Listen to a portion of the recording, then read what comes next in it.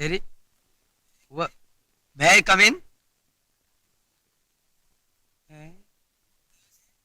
പ്രകാശേ, ദേ ആരാ വന്നിരിക്കണേന്ന് നോക്കിയേ.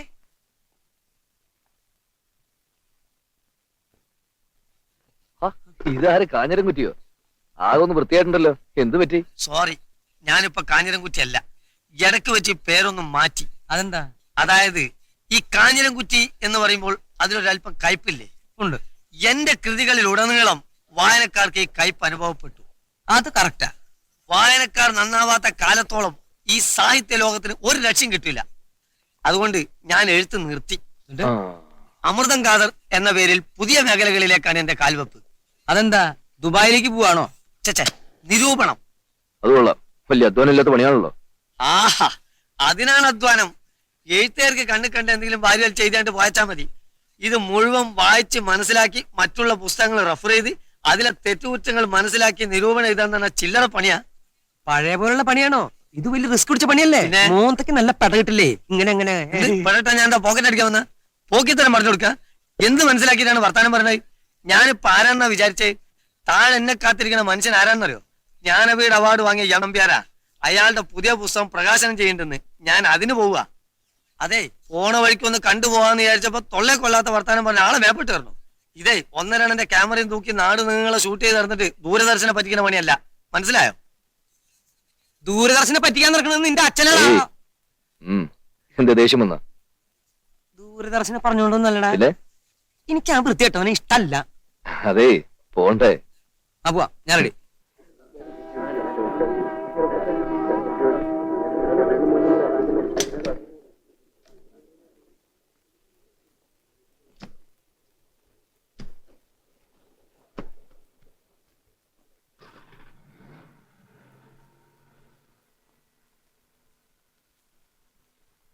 ഏയ്,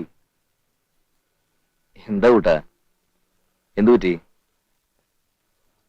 സുമിത്രക്കുട്ടി, സൂത്രക്കുട്ടി, എടി പെണ്ണത്തെ ഇങ്ങനെ മോവും വെറുപ്പിച്ചിരുന്ന കാണാൻ ഭയങ്കര ബോറാ, അതുകൊണ്ടാ.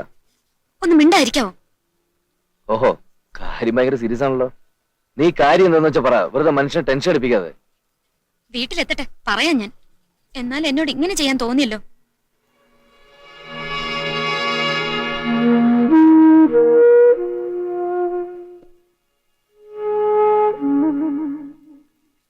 എടി കാര്യം എന്താന്ന് വെച്ചാ പറ. കാര്യം തിരക്കുന്നു. എന്നോട് സ്വല്പമെങ്കിലും സ്നേഹം ഉണ്ടായിരുന്നെങ്കിൽ ഇങ്ങനെ ചെയ്യുമായിരുന്നോ? ഞാൻ എന്ത് ചെയ്യുന്നു നീ പറയുന്നത്?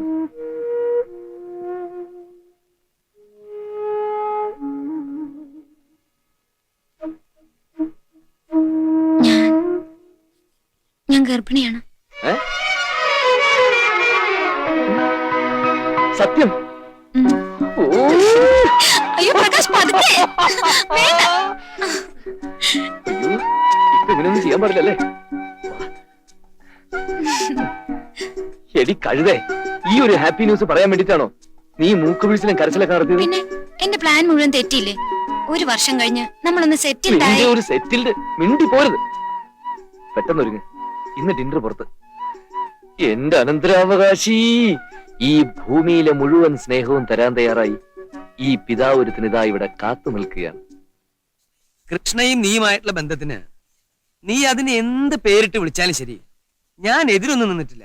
പക്ഷേ ഇപ്പൊ നിന്റെ ഭാര്യ ഗർഭിണിയാണ്. ചാക്കുച്ച, ഞാൻ അതിനെ കുറിച്ച് ഒരുപാട് ചിന്തിച്ചു. അവസാനം എനിക്ക് മനസ്സിലായി, ഞാൻ ചെയ്തൊക്കെ തെറ്റാണ്, പക്ഷേ അതിലെ ശരിയുമാണ്.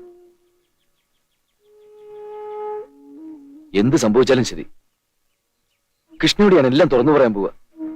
അത് ഞാൻ തീരുമാനിച്ചു ചാക്കോച്ച.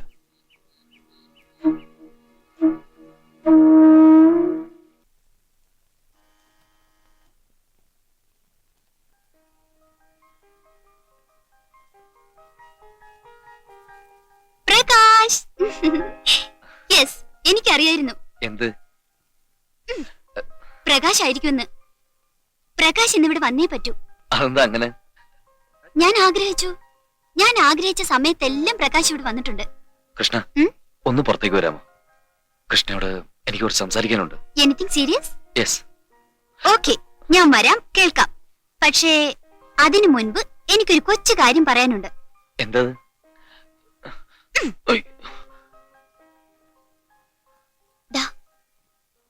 ഇവിടെ ഒരു ഉമ്മ തരൂ കൃഷ്ണ, പ്ലീസ്.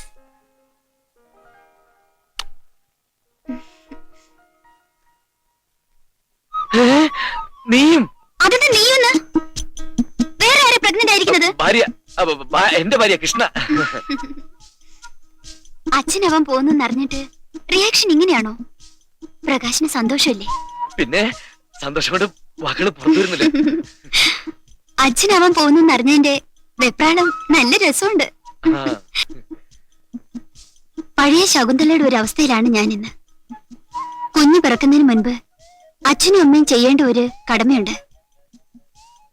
പ്രകാശ് ഇപ്പൊ ചിന്തിക്കുന്ന എന്താണെന്ന് എനിക്കറിയാം. എങ്ങനെ? അമ്മാവന്റെ റിയാക്ഷനെ കുറിച്ചല്ലേ? ഞാൻ പറയാം. കുഞ്ഞ് ജനിക്കുന്നത് വരെ നമുക്ക് ഈ ഒളിച്ചുകളി തുടരാം. പക്ഷേ അതിനു മുൻപ് നമ്മുടെ മനസ്സിന്റെ സന്തോഷത്തിന് വേണ്ടി, അച്ഛന്റെ ആത്മാവിന്റെ ശാന്തിക്ക് വേണ്ടി നമുക്കൊരു ചടങ്ങ് നടത്തണം. നമ്മുടെ വിവാഹം. കൊട്ടും മേളും ആൾക്കൂട്ടും ഒന്നും വേണ്ട. സൂര്യനെല്ലി ക്ഷേത്രത്തിൽ പോവുക, അവിടുത്തെ ദേവി സാക്ഷിയായി മാലയിടുക. അത്രേ എന്റെ മനസ്സിലുള്ളൂ.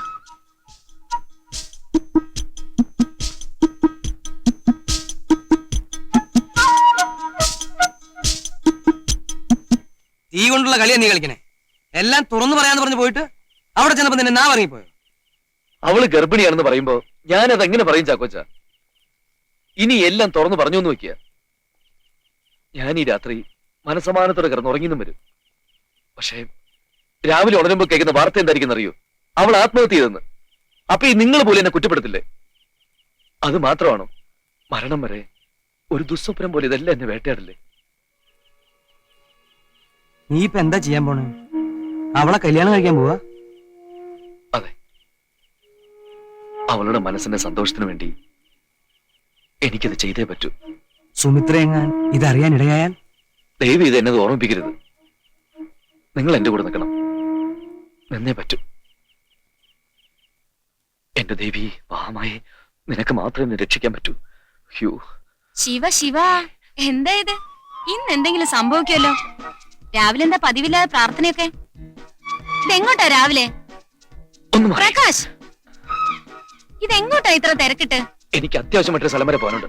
എന്നാ ഞാൻ ബ്രേക്ക്ഫാസ്റ്റ് എടുത്ത് വെക്കാം. വേണ്ട വേണ്ട. അയ്യോ, നല്ല ദോശ ചമ്മന്തി ഉണ്ടാക്കി വെച്ചിട്ടുണ്ട്. എനിക്ക് വേണ്ടാന്ന് പറഞ്ഞില്ലേ? പിന്നെ ആർക്ക് തിന്നാൻ ഇതൊക്കെ ഉണ്ടാക്കിയത്? ഒരു മിനിറ്റ് ഇതായിരുന്നു. ചാക്കോച്ചനല്ലേ ഇത്? ആ, സത്യം പറ, നിങ്ങൾ രണ്ടും കൂടെ എവിടെയാ പോകുന്നത്? സത്യം പറഞ്ഞേക്കാം, ഞങ്ങളൊരു കല്യാണത്തിന് പോവാ. അയ്യേ, കല്യാണത്തിന് ഈ വേഷത്തിലാ പോകുന്നത്? നാലാള് കൂടുന്നിടത്ത് ഞാൻ ജുബയും പെണ്ണും കെട്ടി തന്തയാവാറായി. ഇനി ആര് കാണാനാ മോളെ? പ്രകാശ്, മറ്റുള്ളവരുടെ കല്യാണത്തിന് നിങ്ങൾക്ക് എന്താ അത്ര തിരക്ക്? മുഹൂർത്തം തെറ്റുന്നതിന് മുമ്പ് എനിക്ക് എവിടെ എത്തണം? പ്രകാശ് നിക്ക്, ഒരു കാര്യം പറയട്ടെ. നീ എന്തിനാ എന്റെ പുറകെ കിടന്നിട്ട് ഓടുന്നത്? നിന്നോട് ഡോക്ടർ റെസ്റ്റ് ചെയ്യണമെന്നല്ലേ പറഞ്ഞിരിക്കുന്നത്? അതുകൊണ്ടല്ലേ വീട്ടു ജോലികളൊന്നും ചെയ്യേണ്ടെന്ന് പറഞ്ഞ് നമ്മളോട് ജോലിക്ക് ആളെ നിർത്തിയിരിക്കുന്നത്? അതിനിപ്പോ ഇവിടെ എന്ത് സംഭവിച്ചു? അതല്ല മോളെ, നമ്മുടെ മോൾക്ക് എന്തെങ്കിലും സംഭവിച്ചല്ലോ. നീ റെസ്റ്റ് എടുക്ക. ശരീരം ഇണങ്ങുന്ന പണിയൊന്നും ചെയ്തൂടാ.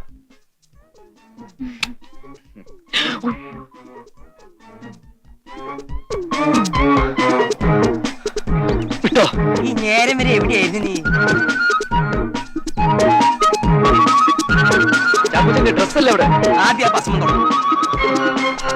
എന്റെ ഷർട്ട് അവിടെ. ഷർട്ട് പോക്കലോടെ ഒന്ന് നേരെ നോക്കി ഓടിക്കോ. ചാക്കോച്ച പെട്ടെന്ന് വിട്. പെട്ടെന്ന് വിട്ട് വല്ലവരും നെഞ്ചത്ത് വണ്ടി കയറിയാ ഞാൻ ജയിലിൽ പോണ്ടേ? മുഹൂർത്തം തെറ്റും. നിങ്ങളൊന്ന് നേരെ നോക്കി വണ്ടി ഓടിക്കും. പെട്ടെന്നാവട്ടെ. വേണമെങ്കിൽ ഡ്രസ് മാറരുത്, എന്നെ ഭ്രാന്ത് പിടിപ്പിക്കരുത്.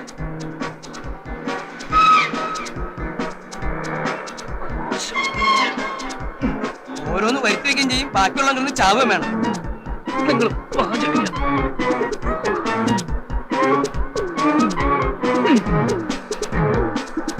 പെട്ടെന്ന് പെട്ടെന്ന് വേഗം വിടല്ലേ ചാക്കോച്ച. അടുത്ത് അവിടെ പോയി കാണും. ഒന്ന് വേറെ എവിടെ മാപ്പിളെ? മാലയുടെ മാല. അയ്യോ, മാല എന്റെ കയ്യിലുണ്ട്. താലിയുടെ താലി ഞാൻ തിന്നു. നീ ബട്ടൺ നിന്നിട്ടേ.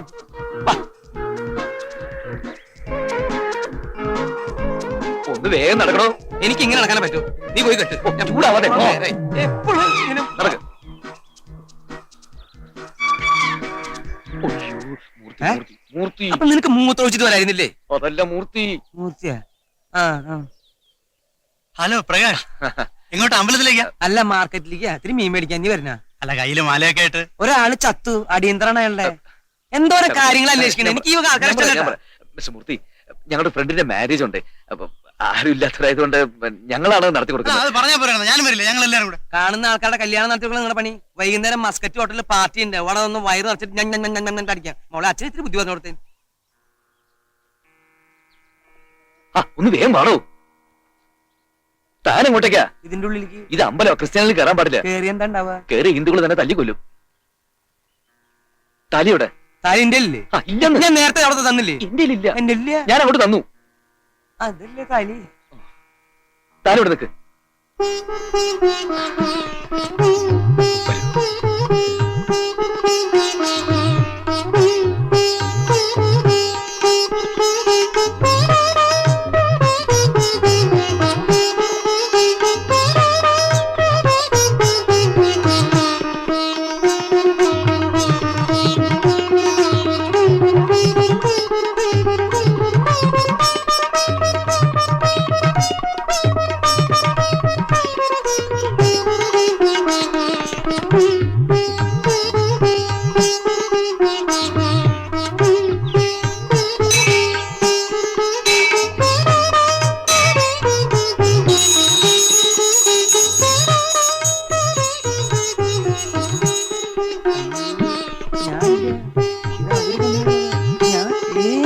നമുക്ക് എന്ത് കാര്യം പോകണം.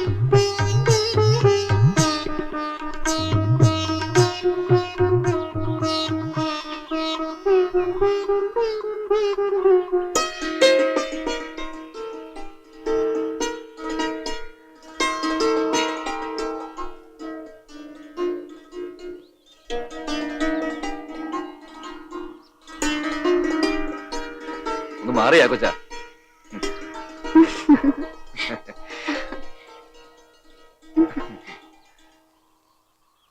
എന്തൊരു സന്തോഷത്തോടു കൂടിയാ ആ ബോധമില്ലാത്തവൻ പോണേ. ഇതെങ്ങനെ അവൻ രണ്ടെണ്ണത്തിന് മാനേജ് ചെയ്യും? ഇതൊരു അടിപൊളി നടക്കും, ഉറപ്പാ.